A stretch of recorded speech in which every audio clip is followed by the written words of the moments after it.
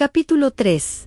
Sentimentos de desespero. Em junho de 1842, o Sr. Miller fez a sua segunda série de conferências em Portland. Considerei grande privilégio haver assistido a essas conferências, pois eu caíra em desânimo e não me sentia preparada para encontrar-me com meu Salvador. Essa segunda série criou na cidade muito mais agitação do que a primeira. Com poucas exceções, as várias denominações fecharam as portas de suas igrejas ao Sr. Miller. Muitos pregadores, nos vários púlpitos, procuravam expor os pretensos erros fanáticos do conferencista, mas multidões de ouvintes ansiosos assistiam às suas reuniões.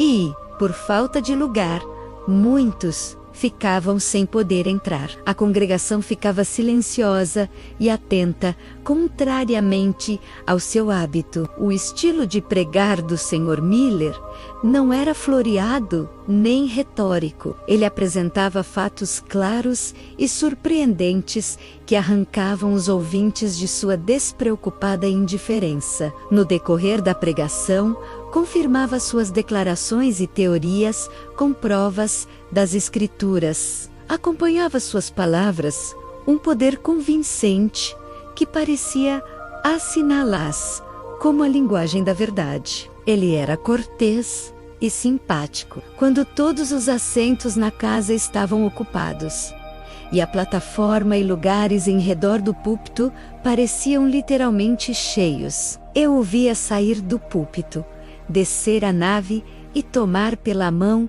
algum idoso ou idosa, e aqueles um assento, voltando então e reatando o fio do seu discurso. Era, na verdade, justamente chamado Pai Miller, pois exercia cuidado vigilante sobre os que estavam sob o seu ministério. Era afetuoso em seu modo de agir, dotado de disposição jovial e coração terno. Como orador, era interessante e suas exortações, tanto a cristãos professos como aos impenitentes, eram apropriadas e poderosas. Algumas vezes, uma solenidade tão assinalada, a ponto de ser comovente, apoderava-se de suas reuniões. Muitos se rendiam à convicção do Espírito de Deus. Homens de cabelos grisalhos e senhoras idosas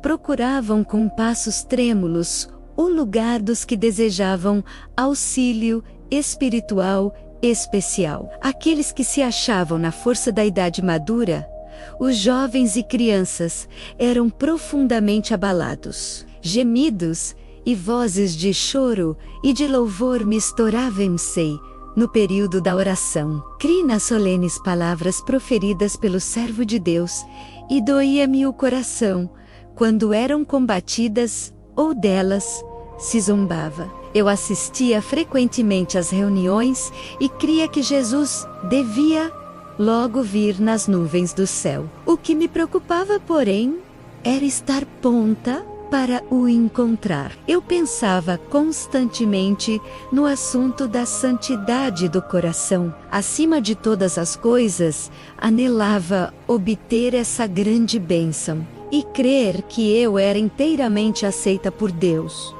Ouvi muito a respeito da santificação entre os metodistas. Vi muitas pessoas perderem sua força física sob a influência de forte agitação mental, e ouvi falar que isso era positiva evidência de santificação. Mas não pude compreender o que era necessário para ser plenamente consagrada a Deus.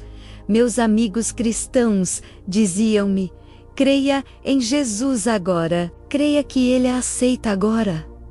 Tentei fazer como me disseram, mas descobri ser impossível acreditar que eu recebera a bênção, a qual, eu julgava, deveria eletrizar todo o meu ser. Admirei-me de minha própria dureza de coração. Ao ser incapaz de experimentar a exaltação de espírito que outros haviam manifestado, parecia-me que eu era diferente deles, e para sempre impedida de fruir a perfeita alegria da santidade de coração. Minhas ideias a respeito da justificação e santificação eram confusas. Esses dois estados foram-me apresentados como sendo separados e distintos um do outro. Não pude compreender a diferença ou o significado dos termos, e todas as explicações dos pregadores aumentavam minhas dificuldades. Era incapaz de reivindicar a bênção para mim mesma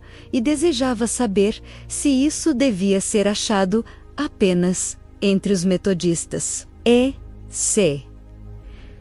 Tudo, ao assistir às reuniões adventistas, eu não estava me separando do que eu mais desejava, o santificador Espírito de Deus. Observei ainda que alguns que se diziam santificados manifestavam um espírito amargurado quando o assunto da breve volta de Jesus era apresentado. Isso não me parecia uma manifestação da santidade que professavam. Eu não compreendia por que os pastores do púlpito se opunham à doutrina da proximidade da segunda vinda de Cristo. Uma reforma se seguira a essa pregação, e muitos dos mais dedicados, pastores e leigos, haviam-na recebido como verdade. Eu tinha a impressão de que os que amavam sinceramente a Jesus deviam estar prontos para aceitar as boas novas de seu retorno e rejubilar-se com sua proximidade. Senti que apenas poderia reivindicar aquilo que eles chamavam de justificação. Li nas Escrituras que sem a santificação nenhum homem poderia ver a Deus.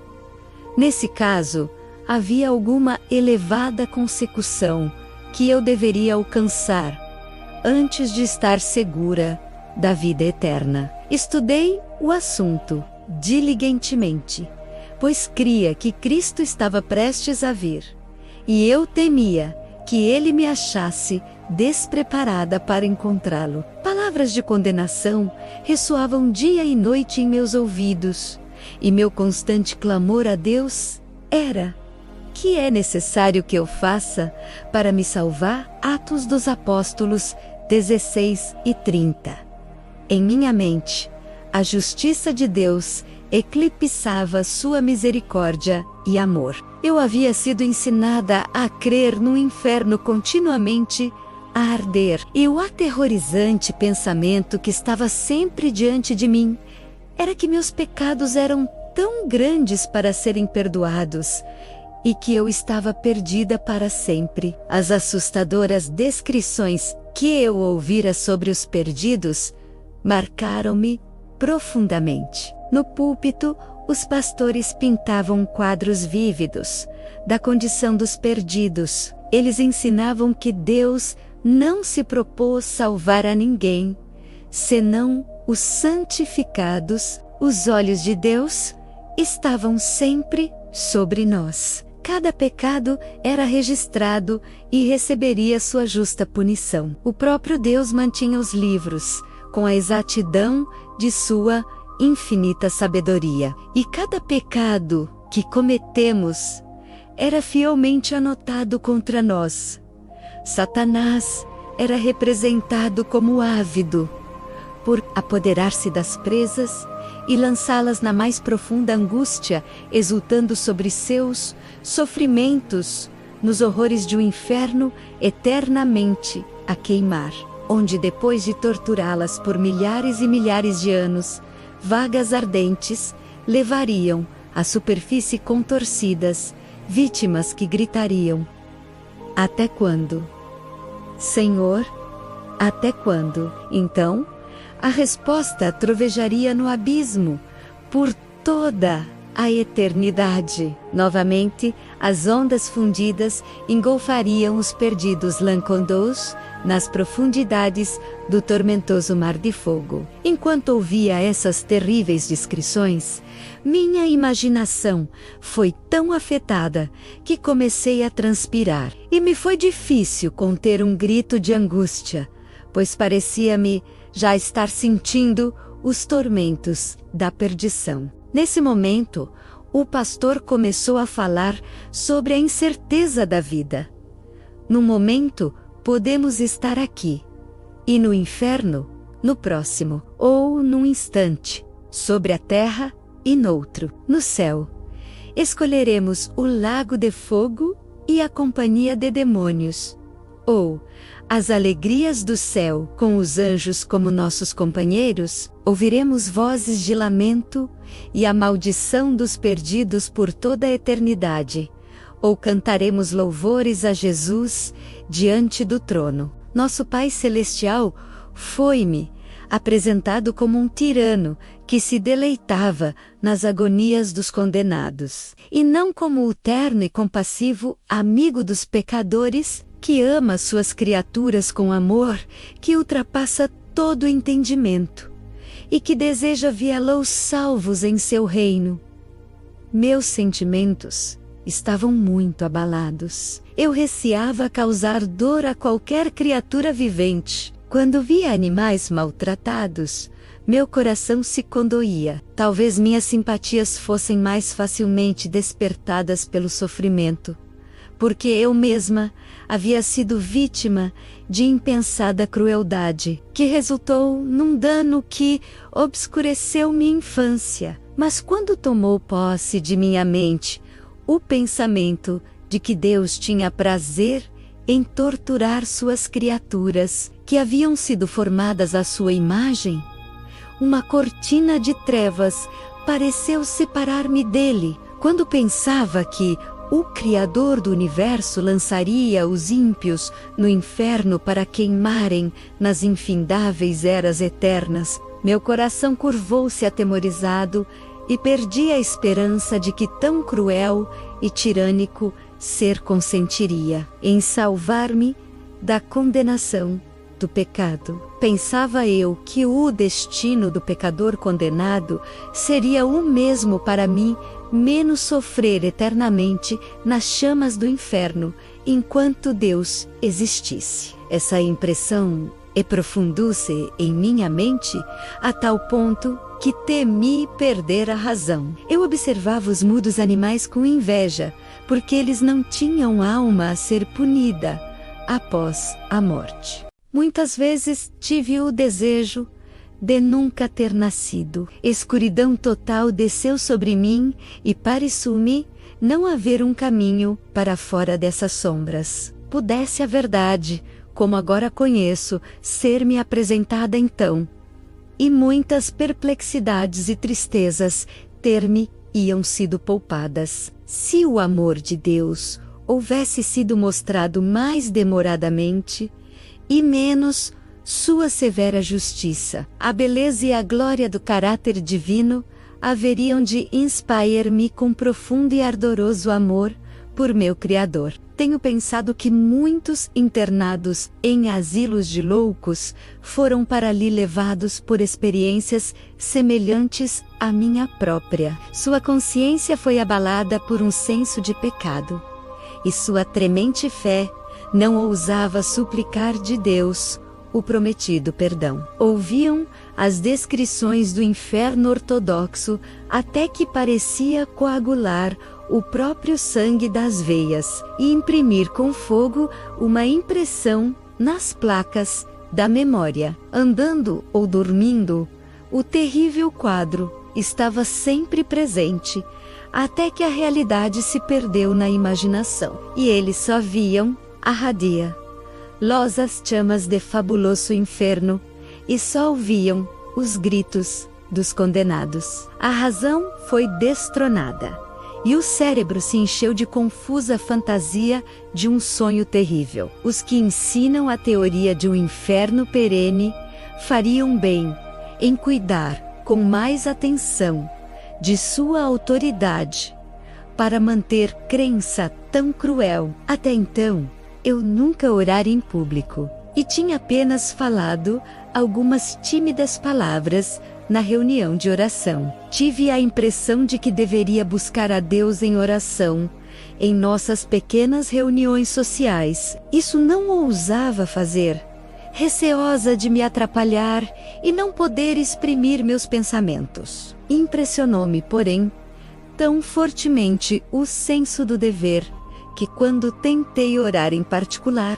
parecia que estava a gracejar com Deus, porque deixara de obedecer à sua vontade. Venceu-me o desespero, e por 3 longas semanas, nenhum raio de luz penetrou a escuridão que me rodeava. Intensos eram os meus sofrimentos mentais. Algumas vezes, durante a noite toda, eu não ousava cerrar os olhos, mas esperava até que minha irmã gêmea dormisse profundamente. Deixava então silenciosamente o leito e me ajoelhava no soalho, orando em silêncio com uma agonia intensa, que se não pode descrever. Os horrores de um inferno a arder eternamente estavam sempre diante de mim. Sabia que era impossível viver por muito tempo nesse estado, e não ousava morrer e enfrentar a terrível sorte do pecador. Com que inveja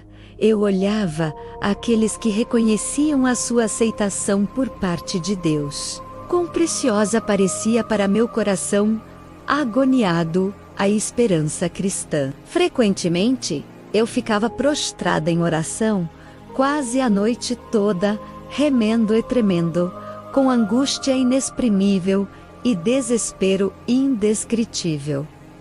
Senhor, tem misericórdia, era meu clamor, e semelhante ao pobre publicano, eu não ousava levantar os olhos para o céu, mas curvava a fronte para o soalho. Fiquei muito magra e fraca, e não obstante, ocultei meu sofrimento e desespero. Enquanto me achava nesse estado de desânimo, tive um sonho que me produziu profunda impressão. Sonhei que via um templo em que muitas pessoas estavam se reunindo. Apenas os que se refugiassem naquele templo seriam salvos quando terminasse o tempo. Todos os que ficassem fora estariam para sempre perdidos. A multidão que se achava fora e prosseguia com seus vários interesses, caçoava e ridicularizava os que estavam entrando no templo e dizia-lhes que esse meio de segurança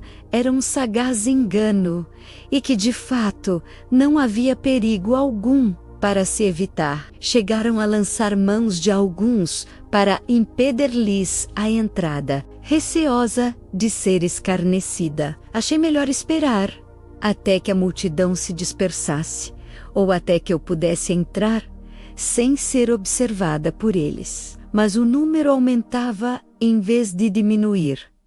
E, receando ficar muito atrasada, saí apressadamente de casa e atravessei a multidão. Na minha ansiedade por atingir o templo, não notava a multidão que me cercava, nem com ela me ocupava. Entrando no edifício, vi que o vasto templo era apoiado por uma imensa coluna, e a ela se achava amarrado um cordeiro todo ferido e ensanguentado. Nós que nos achávamos presentes, parecíamos saber que esse cordeiro fora lacerado e ferido por nossa causa. Todos os que entravam no templo deveriam ir diante dele e confessar seus pecados. Exatamente diante do cordeiro estavam assentos elevados, sobre os quais se sentava um grupo de pessoas que parecia muito feliz. A luz celeste parecia resplandecer-lhes no rosto e louvavam a Deus, e entoavam alegres cânticos de ação de graças que se assemelhavam à música dos anjos. Esses eram os que se haviam apresentado diante do Cordeiro, confessado seus pecados, recebido perdão, e agora, em alegre expectativa, aguardavam algum acontecimento feliz. Mesmo depois que entrei no edifício, sobreveio-me um receio e uma sensação de vergonha de que eu devesse humilhar-me diante daquele povo. Mas eu parecia ser compelida a ir para a frente, e vagarosamente caminhei em redor da coluna, a fim de defrontar-me com o Cordeiro.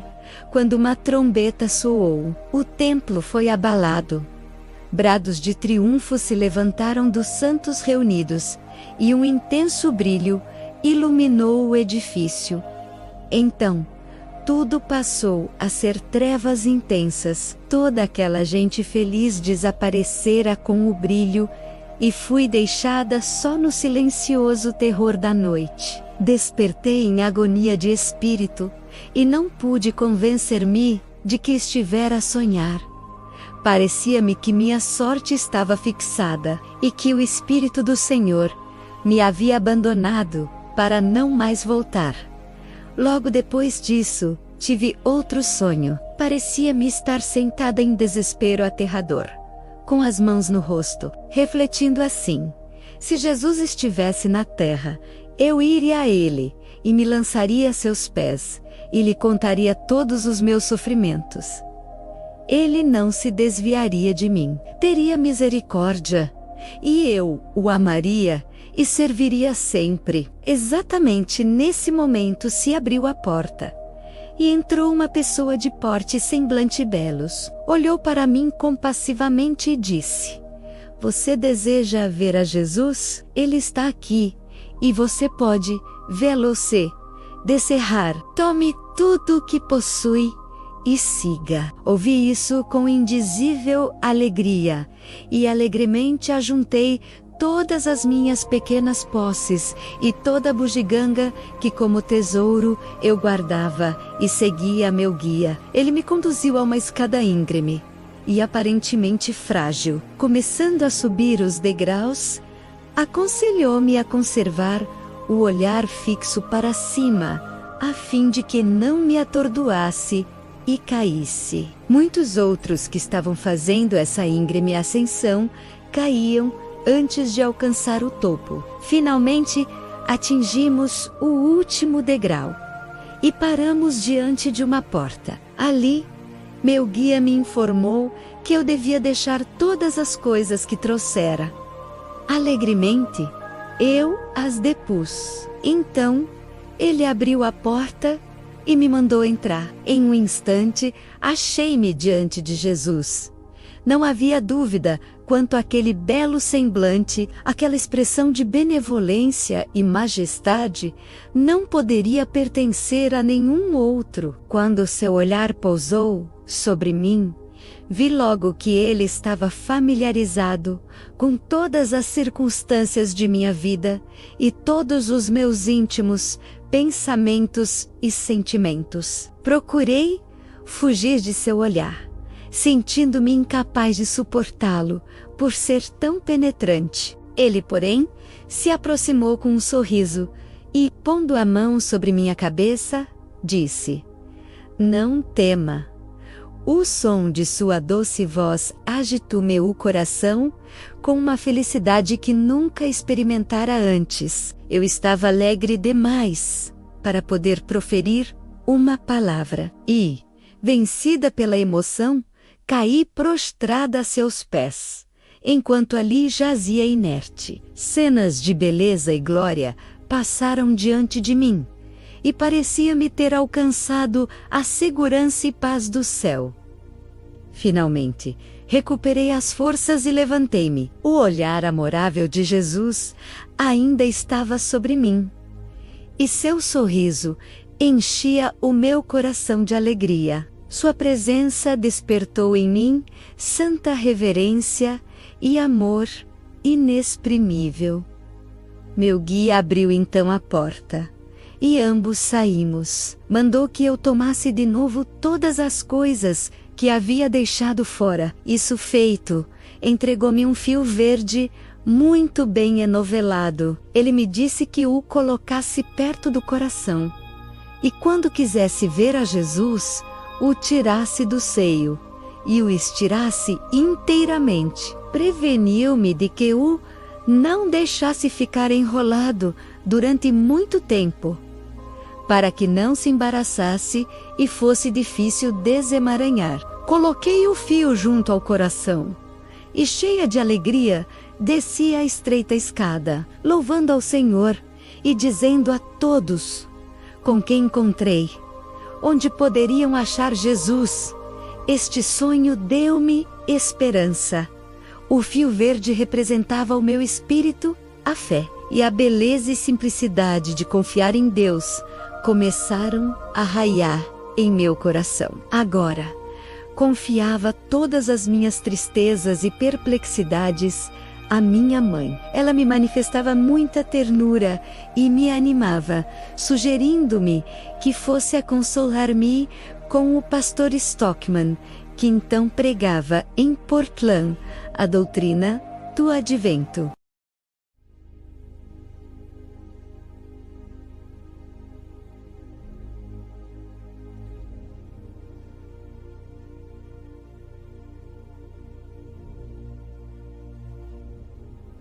A própria agonia de espírito que eu sofrera era uma prova evidente de que o Espírito do Senhor estava contendendo comigo. Disse que quando o pecador se torna endurecido no mal, não compreende a enormidade de sua transgressão, mas lisonjeia-se de que age corretamente e sem nenhum perigo. O Espírito do Senhor deixou e ele se torna descuidado e indiferente, ou despreocupadamente arrogante. Aquele bom homem felume acerca do amor de Deus a seus filhos errantes. Disse que, em vez de se alegrar em sua destruição, ele almeja atraí-los a si com fé e confiança singela.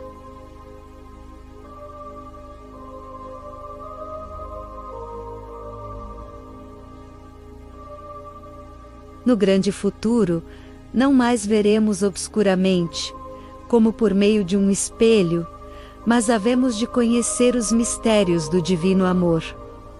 Vá em paz, Elan, disse ele. Volte para sua casa confiante em Jesus, pois ele não retirará seu amor de todo aquele que o busca verdadeiramente. Então, orou fervorosamente por mim, e parecia-me que Deus certamente ouviria a oração de seu santo, mesmo que minhas humildes petições não fossem atendidas. Saí de sua presença confortada e animada. Durante os poucos minutos que passei, recebendo instrução do pastor Stockman, obtive mais conhecimento sobre o assunto do amor de Deus e de sua compassiva ternura, do que de todos os sermões e exortações que já ouvira. Voltei para casa e de novo me pus perante o Senhor, prometendo fazer tudo o que ele pudesse exigir de mim. Se tão somente o sorriso de Jesus me animasse o coração, foi-me apresentado o mesmo dever que antes me perturbara o espírito: tomar a minha cruz entre o povo de Deus congregado. A oportunidade não tardou. Naquela noite, houve uma reunião de oração, a qual assisti. Quando todos se ajoelharam para orar, prostrei-me com eles, trêmula. Depois de algumas pessoas haverem orado, alcei a voz em oração, antes que disso me apercebesse. Naquele instante, as promessas de Deus perecerem-me, semelhantes a tantas pérolas, preciosíssimas, que deveriam ser recebidas apenas pelos que as pedissem. Enquanto orava, o peso e agonia de coração que havia tanto tempo eu suportava deixaram-me, e a bênção do Senhor desceu sobre mim, semelhante a suave orvalho. Louvei a Deus de todo o meu coração. Tudo parecia excluído de mim, exceto Jesus e sua glória, e perdi consciência do que se passava em redor. O Espírito de Deus pousou sobre mim com tal poder que não pude ir para casa aquela noite. Quando voltei para casa, no dia seguinte, grande mudança ocorrera em meu espírito. Dificilmente parecia ser eu, a mesma pessoa que deixara a casa de meu pai na noite anterior. Esta passagem estava continuamente em meu pensamento. O Senhor é meu pastor, nada me faltará. Salmos 23, 1.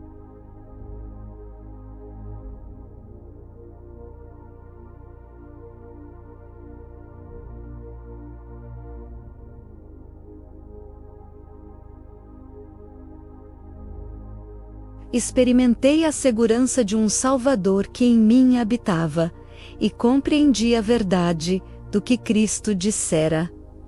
Quem me segue não andará em trevas, mas terá a luz da vida. João 8 e 12.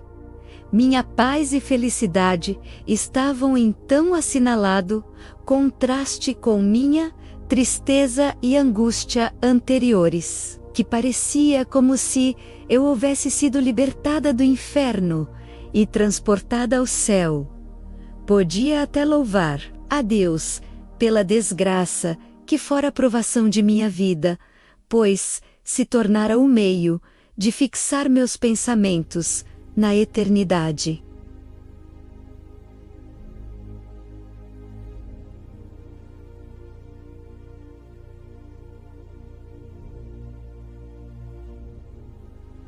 Não mais tentei explicar minhas aflições de espírito, basta dizer que as coisas velhas já passaram. Tudo se fez novo. 2 Coríntios 5 e 17. Não havia uma nuvem para empanar minha perfeita aventura. Eu aspirava a contar a história do amor de Jesus, mas não sentia disposição para entreter conversação habitual com qualquer pessoa. Meu coração estava tão cheio de amor a Deus e daquela paz que excede todo o entendimento. Filipenses 4:7, que eu me comprazia em meditar e orar. Na noite seguinte, aquela em que recebi tão grande bênção, assisti à reunião adventista.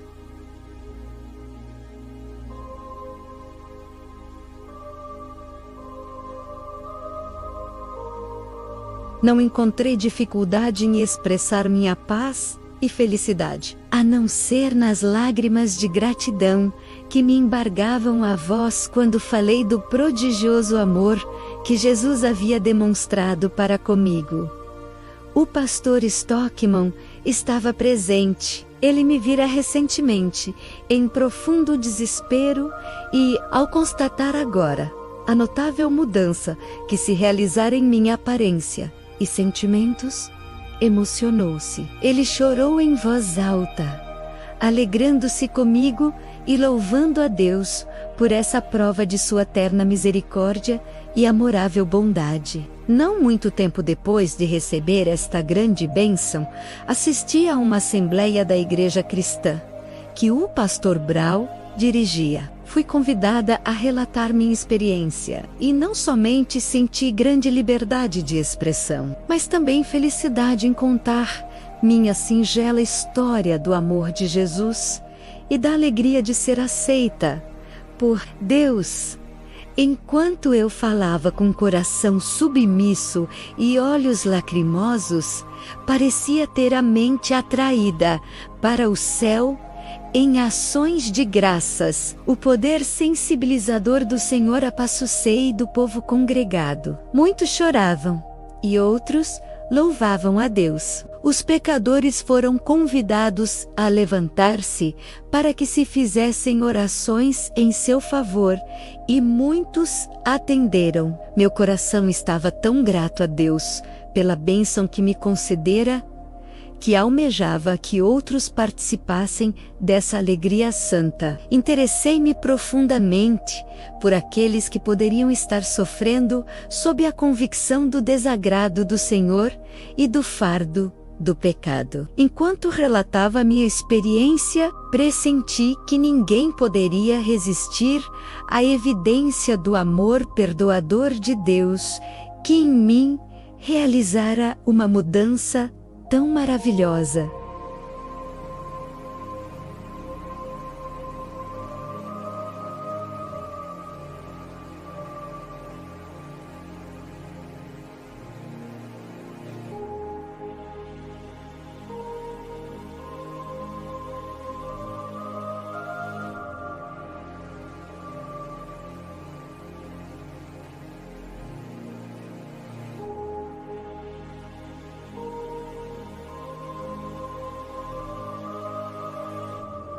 Alguns dos nossos irmãos mais formalistas temiam que eu fosse demasiado zelosa pela conversão das pessoas, mas o tempo perechá-me tão curto que eu cria devessem todos, que possuíssem a esperança de uma bem-aventurada imortalidade e aguardassem a próxima vinda de Cristo, trabalhar sem cessar por aqueles que ainda estavam em pecados e se encontravam à beira de terrível ruína. Conquanto fosse muito jovem, o plano da salvação ira-me tão claro e minha experiência pessoal tão assinalada, que, considerando a questão, compreendi ser meu dever continuar meus esforços pela salvação de vidas preciosas, orar e confessar a Cristo em toda oportunidade. Todo o meu ser foi consagrado ao serviço de meu Mestre. Tomei a determinação de, acontecesse o que acontecesse, agradar a Deus e viver como alguém que esperava o Salvador voltar e recompensar os fiéis. Sentia-me semelhante a uma criancinha que se dirigisse a Deus, como a seu pai perguntando-lhe o que queria que fizesse. Então, como me fosse explicado o meu dever, em cumpri-lo, eu sentia a maior das felicidades. Provações peculiares, algumas vezes, me assediavam.